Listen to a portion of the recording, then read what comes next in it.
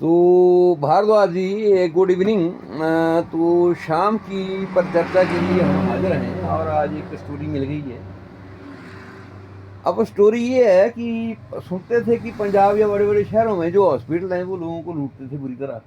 ये अच्छा। लूटते हैं ना ये। अच्छा। और कई बार जो कोई डेड आदमी होता है उसको वेंटिलेटर में डाल के रख देते हैं, पाँच पाँच छः चार चार 5 महीने ना। अच्छा। और उसके पैसे बना देते हैं बहुत सारे।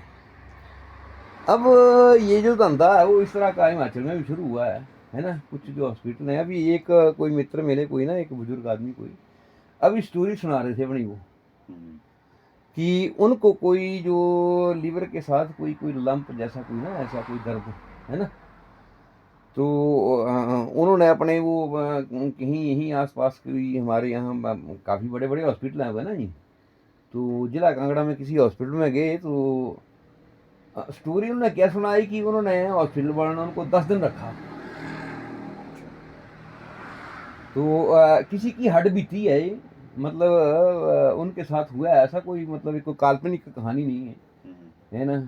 तो मुझे लगा कि ये मित्रों के साथ दोस्तों के साथ शेयर करनी चाहिए।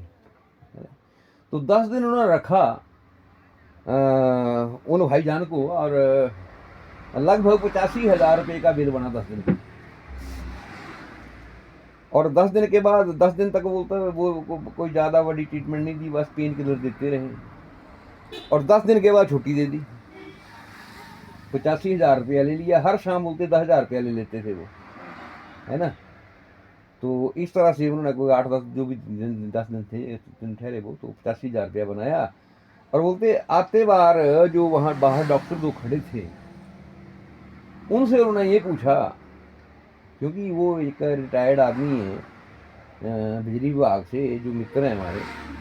तो अभी अभी मुझसे बात कर रहे थे, तो बोलते जब मैं बाहर मुझे डिस्चार्ज किया गया और बाहर निकला तो वहाँ पर दो डॉक्टर, वो एक जो एमडी थे वो वहाँ के, और एक तो दूसरे डॉक्टर वो खड़े थे। तो मैंने इनको पूछा कि सर मुझे चलते चलते ये तो बता दीजिए कि मुझे बीमारी क्या है।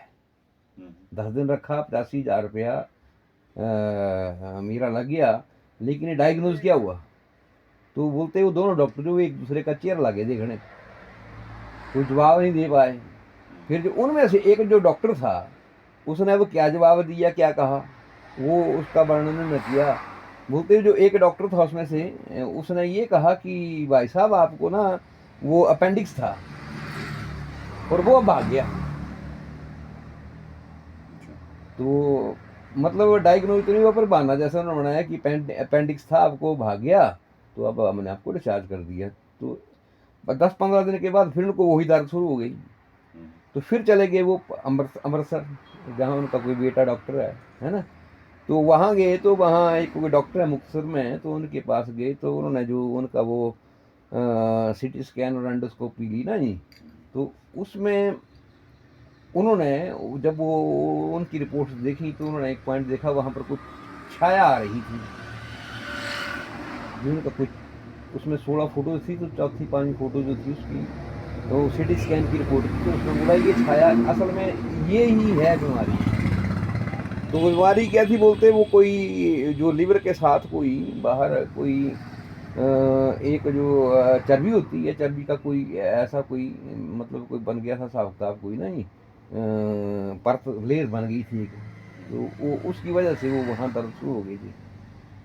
तो बाद में बोलते हैं उन्होंने बड़ी सिंपल सी गोलियाँ दी, है ना, और 10-12 दिन गोलियाँ खाई और वो सारा वो ठीक हो गया। ठीक हो गया, बिल्कुल स्वस्थ है। हम्म।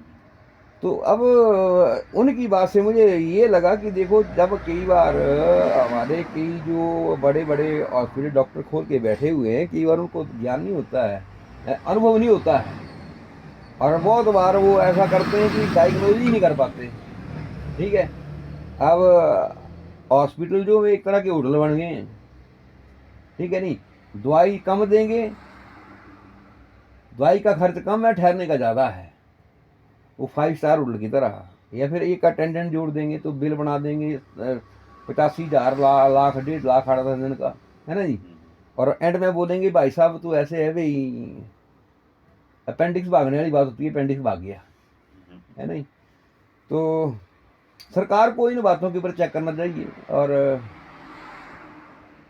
जो हम लोग हैं, बीमारी तो चलती रहती है, तो हम लोगों को भी जागरूक होना चाहिए कि कभी भी यहाँ वहाँ प्राइवेट जो हॉस्पिटल बहुत सारे खुल गए हैं, उनमें मत भागो, पहले जाओ गवर्नमेंट हॉस्पिटल में। यहाँ टांडा मेडिकल कॉलेज जाओ, अगर वहाँ इलाज नहीं मिलता तो कि अच्छे फिर किसी डॉक्टर को, किसी अच्छे स्पेशलिस्ट को जो है वो कंसल्ट करिए। ठीक है, तो इस कहानी से तो आज मतलब हमें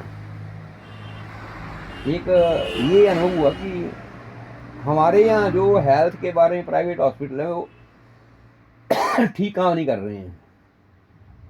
आपका इस बारे में क्या विचार है? देखो, जैसे आप सुना रहे हो स्टोरीज की, सब लग रहा है ठीक नहीं कर रहे, पर क्या कर सकते हैं? क्या ये करें चीज अब? ऐसी है कि आदमी, पेशेंट को तो पता ही नहीं लग सकता ना। मतलब ये डॉक्टर हेल्थ के चीज़ है, नाम पे डॉक्टर ही बता एक सकता तरह हो से लूट ही शुरू हो गई है। ठीक है नहीं? डॉक्टर ही बता सकता है नहीं?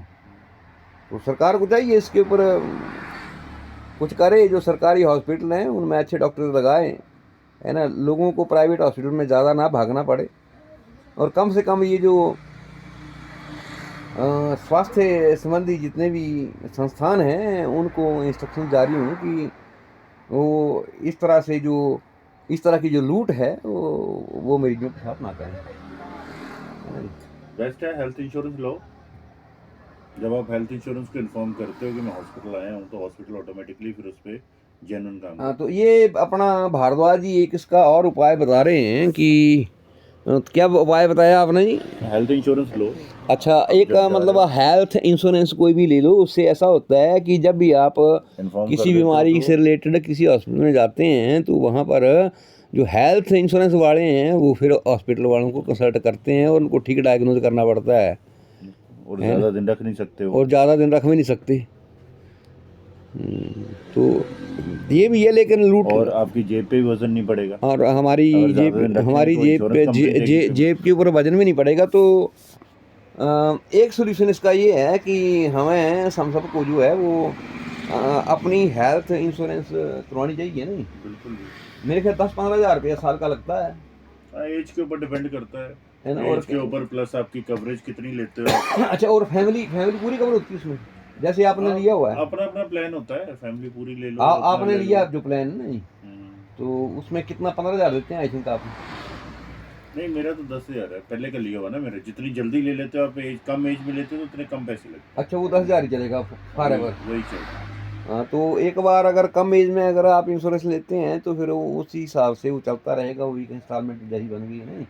अब कभी ना कभी तो जरूरत पड़ सकती है नहीं? बिल्कुल, एक बार पड़ की जरूरत लाइफ में तो कवर हो जाती वो है, कवर हो जाता है सारा। तो उसमें फैमिली सारी कवर है आपकी 10,000 में? तो ठीक है, ये भी एक उपाय है जी, एक कि अगर आप 10,000 इस तरह की लूट से बचना चाहते हैं तो अगर इंश्योरेंस कवर आपके पास है तो इंश्योरेंस कंपनियां जो हैं वो भी एक चेक रखती हैं हॉस्पिटलों के ऊपर। तो ठीक है, आज के लिए इतना ही, कभी ऐसी चर्चा फिर करेंगे एक। तो ठीक है भारद्वाज जी, सबको राम सलाम हो जाए, सबको नमस्ते बोल दें, नमस्कार जी, है नहीं? जय हिंद, जय हिमाचल, जय नगरोटा बगवा, जय भारत। जय भारत, इंकलाब जिंदाबाद।